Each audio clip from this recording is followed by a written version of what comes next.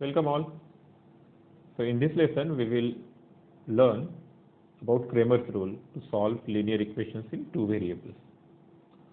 So what is Cramer's rule? In the earlier lesson, we have already seen what is determinant. Okay. So now, if we want to solve the two simultaneous equations, let's say a1x plus b1y is equal to c1 और दूसरा equation है a2x plus b2y is equal to c2, then we can find value of x as dx by d and y as dy by d if d is not equal to 0. It is very very important क्योंकि हम लोग zero से कभी divide नहीं कर सकते anything in the if denominator is zero then the value is not defined, वो समझना होगा आपको.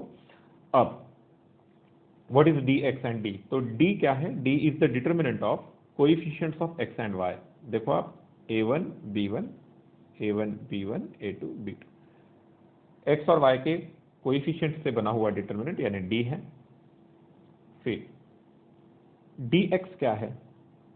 तो हमने इस d में ये जो x वाला कॉलम है उसको कांस्टेंट से यानी रिप्लेस कर दिया c1 c2 से. तो c1 c2 b1 b2 ये बन गया dx. और dy कैसे बना? फिर से dy बनाने के लिए हमें क्या करना पड़ता है? फिर से d लो और y का कॉलम जो है उसको कांस्टेंट से रिप्लेस करो. यहां पर इस तरीके से बना dy. Obviously I would like you to get a look at this again. हम लोग सीधा सीधा इसका यूज करने वाले हैं अगले वीडियो में, अगले स्लाइड में.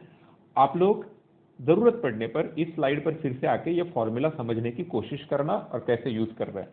वन इंपॉर्टेंट थिंग आप लोग देखेंगे, यहाँ पर हमने कांस्टेंट जो है उसको इक्वल टू साइन के दूसरे साइड में रखा है, राइट. तो ये एडजस्टमेंट भी जरूरी है. So let's go to the next slide. So we want to solve this problems. तो दो इक्वेशन दिए हैं 2x plus 3y minus 2 is equal to 0 and x minus Y by 2 is equal to half.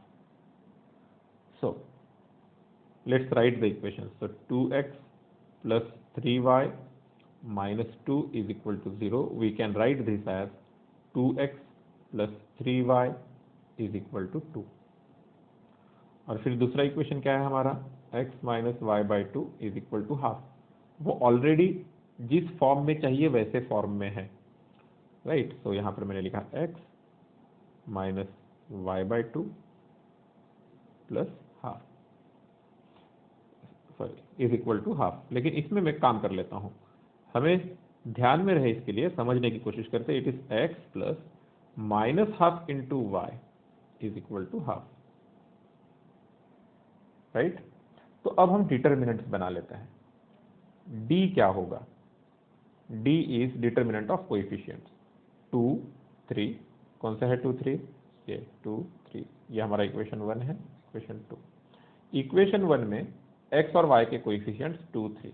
Equation 2 में coefficients 1 minus half. अब इसकी value निकाल लेंगे. क्या आया वैल्यू? तो it is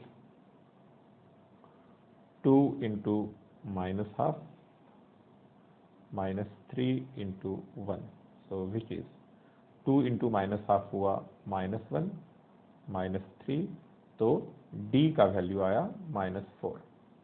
so d is equal to minus 4. Moving forward हमें निकालना है dx, राइट.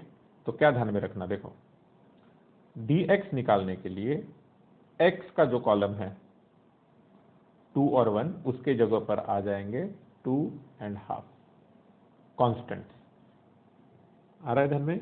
मैं तो वैसे नेक्स्ट स्लाइड पे बनाने वाला हूं लेकिन यहीं पर आपको बता देता हूं. तो मुझे dx बनाने के लिए करना यह है कि d का पहला कॉलम कांस्टेंट से रिप्लेस करना है, जो कांस्टेंट है यानी राइट हैंड साइड 2 हाफ, बाकी का as it is 3 minus half. So let's do it on the next slide. So d of x is equal to determinant of 2 half and 3 minus half as it is. Okay. तो dx का value क्या हुआ? dx का value हुआ 2 into minus half minus 3 into half which is I will write minus 2 -3 upon 2 which is equal to -5/2. So dx is equal to -5/2. Now what is dy? dy यानी d का second column replace होगा, ये column replace होगा, correct. So 2 1 as it is रहेगा और ये जो second column था उसके जगह पर 2.5 यानी कांस्टेंट आएगा।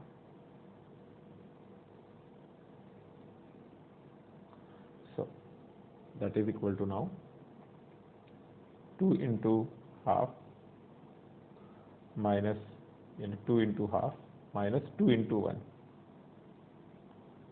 So it is 1 minus 2, value आया -1.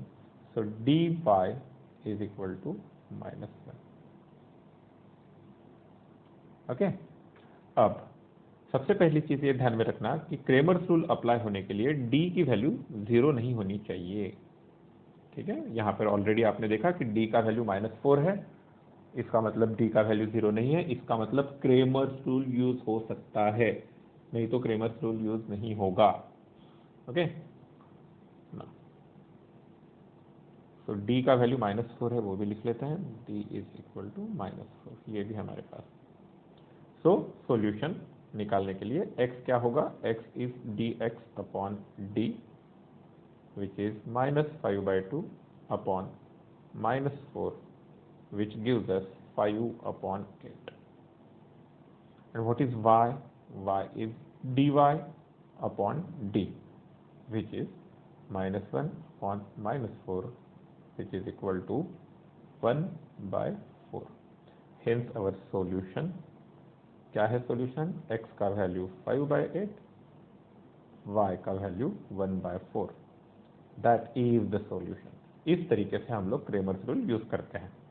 एक बार फिर से उसको रिवाइज करो ठीक से, कैसे कैसे बनाया, और अगले कुछ प्रॉब्लम्स मैं चाहता हूं कि आप लोग ये सॉल्व करके देखो। तो this is homework for you, 2 problems are given, so try to solve it and whatever answers you find out write in the comment section. Thank you.